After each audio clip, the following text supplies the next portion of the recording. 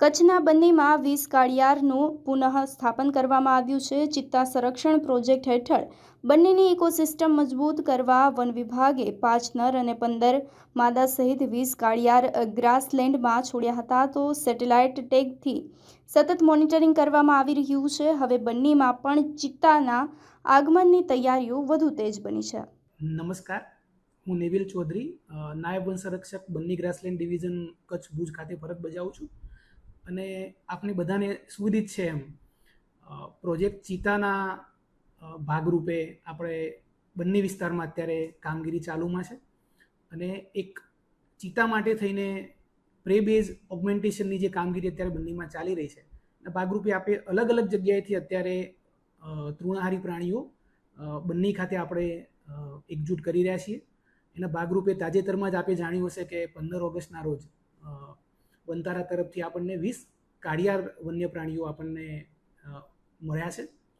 પરંતુ એ માત્ર એક જ એવું પોપ્યુલેશન નથી કે જે આપણને ત્યાંથી મળ્યું હોય. આપણે એ સિવાય પણ ગુજરાતમાં અન્ય જગ્યાએથી જેમ કે એકતાનગર સરદાર પટેલ ઝૂઓલોજીકલ પાર્ક અને ઇન્દ્રોડા પાર્ક ગાંધીનગર ખાતેથી, તેમજ તાજેતરમાં આપણને ભાવનગર વિસ્તારમાંથી પણ વન્ય પ્રાણી કાળિયારને લાવવા માટેની કેન્દ્ર સરકાર તરફથી મંજૂરી મળેલી છે.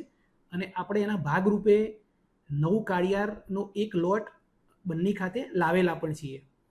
આમ જો ઓવરઓલ જોઈએ તો આ જે હર્બીવોર ઓગમેન્ટેશનની જે કામગીરી છે, એમાં બ્લેકબકનું આપણે જે ઓગમેન્ટેશન છે એ નિયરલી 200 નંબરની આજુબાજુમાં અત્યાર સુધીમાં કરી લીધું છે. અને બાકીની કામગીરી ચાલુ છે. પ્રોજેક્ટ ચિત્તાની જ્યાં સુધી વાત છે, કારણ કે આ એક ચિત્તા પ્રોજેક્ટના ભાગરૂપે કામગીરી ચાલુમાં છે, તો એમાં આપણે ગ્રાસલેન્ડ રિસ્ટોરેશનની એ બહુ સારી કામગીરી અહીંયા બંનેમાં કરી છે. અને અંદાજિત બગડિયા ખાતે વિસ્તારમાં 660 હેક્ટર એરિયામાં આપણે ગ્રાસલેન્ડ રિસ્ટોરેશનની કામગીરી કરેલી છે, જેમાં આપણા બંનેમાં જોવા મળતા જે દેશી ઘાસ છે, ધામણ છે, ઝીંઝુઓ છે, શિયાળપૂછ છે, દ્રબડ છે, આ રીતે આપણે આ ઘાસનું ત્યાં ઇકોસિસ્ટમ રિસ્ટોરેશનની કામગીરી કરીને ગ્રાસલેન્ડ ઇમ્પ્રુવમેન્ટની કામગીરી કરી છે. અને સાથે સાથે ત્યાં આપણે પાણીની વ્યવસ્થા કરી છે. એની ઉપરાંત આપણે ત્યાં હોસ્પિટલ બનાવી છે એક, અને એમાં આપણે અત્યારે કોન્ટ્રાક્ચ્યુઅલ વેટરનરી ડૉક્ટર અને લાઇવસ્ટોક ઇન્સ્પેક્ટર પણ સેવાઓ આપી રહેલા છે.